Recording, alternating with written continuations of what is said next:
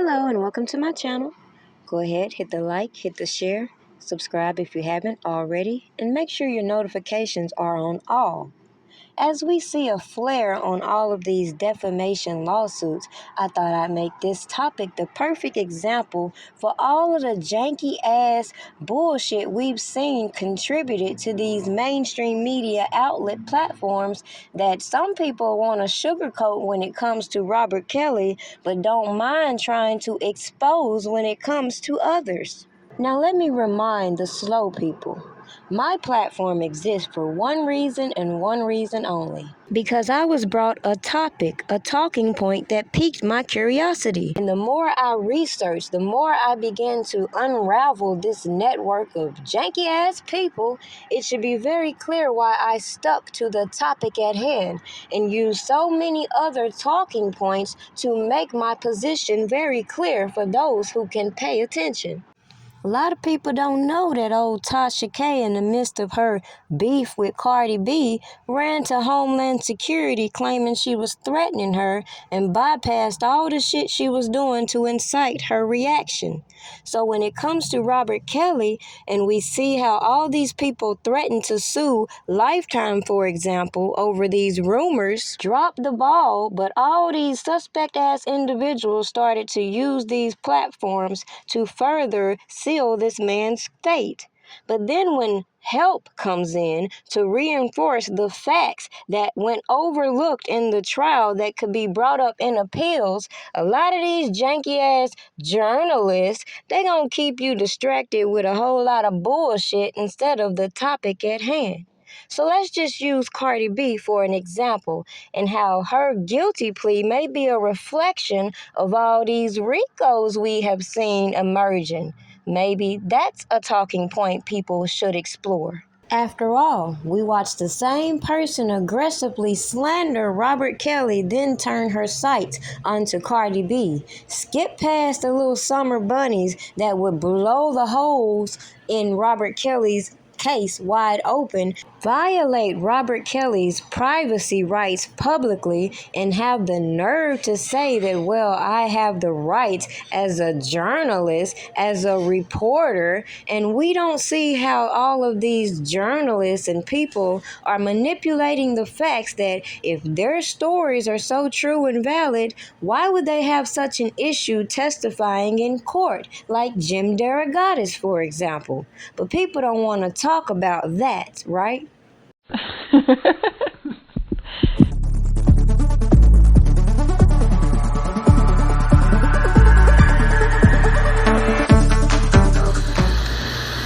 I with you? What? ACP, did you see this? Look, if it ain't official Dana J, Levi for Kelly, Primadonnanews, I don't even want to see it. Just take the phone. Look, you got some weed? Dang. I gotta get some. Alright, hurry up. These and them here, everybody here, we waiting on you. All of this, you're going to see this in future testimony, but Azrael knows where everything is. When I say the tape, she knows who's who. She knows where the bank accounts are, where the money is. She knows who's using who.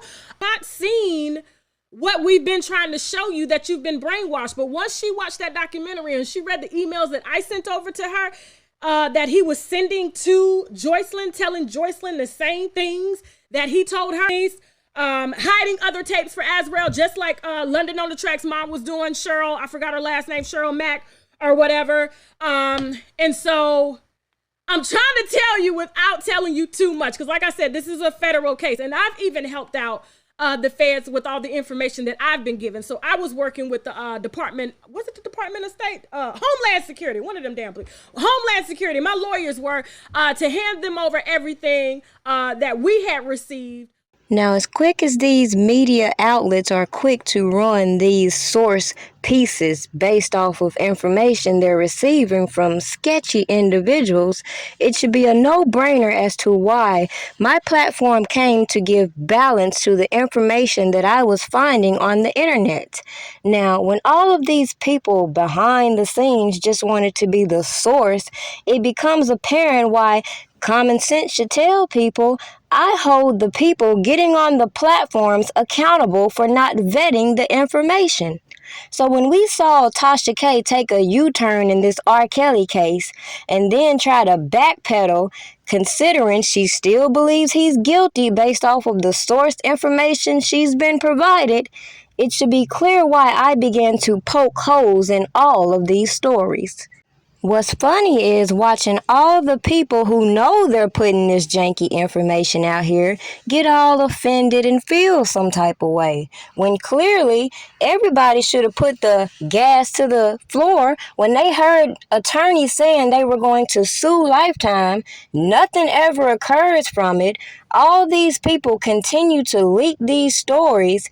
In the midst of an open RICO investigation, we see all this janky behavior, and then when we tiptoe around to other celebrities who are gang affiliated and we don't see that same energy with these RICO cases, it should be very reason why I call hypocrisy across the board and why slow people on the internet cannot change the talking points at hand. Like even the story that Tasha K ran implicating RKelly's defense team.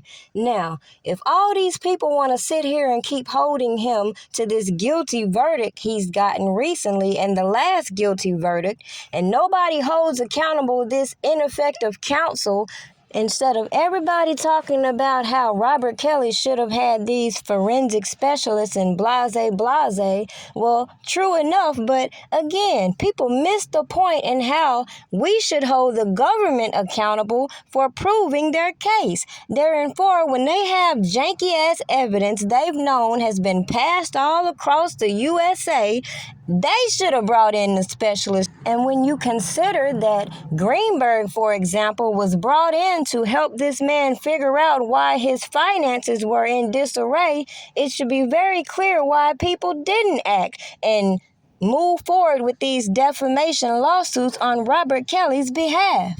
Now, I find it very interesting that Jennifer Bonjean made it very apparent that she also handles defamation. Not only does she handle civil rights violation, but she is going at bat to prove her client is not guilty of these janky-ass convictions. Now, the moment people should have realized that their opinions of whether RKelly is guilty or innocent is not going to change the corruption we saw playing out. It also won't change the fact that a whole lot of sketchy individuals have now taken advantage of this new way to extort celebrities, including involving Homeland Security in the midst of their personal bullshit. So, in conclusion, that was the point I wanted to make as far as, do y'all think Cardi B copped a plea in this assault case because she hired individuals to assault other individuals when everybody knows Cardi B is gang. We also saw how quick people who do not like Cardi B pulled out these clips where she's talking about drugging and robbing men, and then she has all this PR on her behalf and even found herself in a movie with a similar theme. That is the difference between having individuals working on your behalf and all these janky-ass people we've seen involved in this RKelly debacle showing their ass. Make this shit make sense.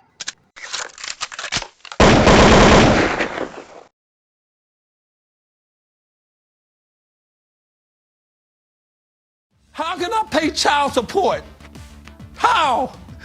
If my ex-wife is destroying my name and I can't work, how can I work? How can I get paid? How can I take care of my kids? How? What is your financial situation, if you don't mind saying?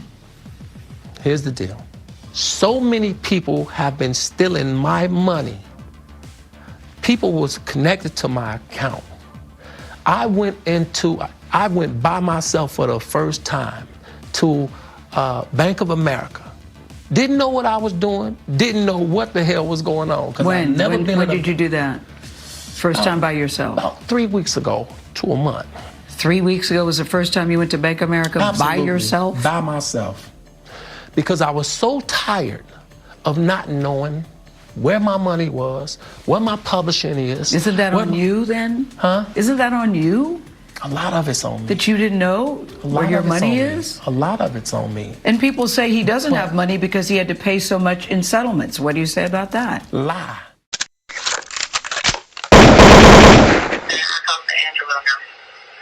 You got to get rid of Mason, and you have to get rid of this publisher because they are working with Avenatti.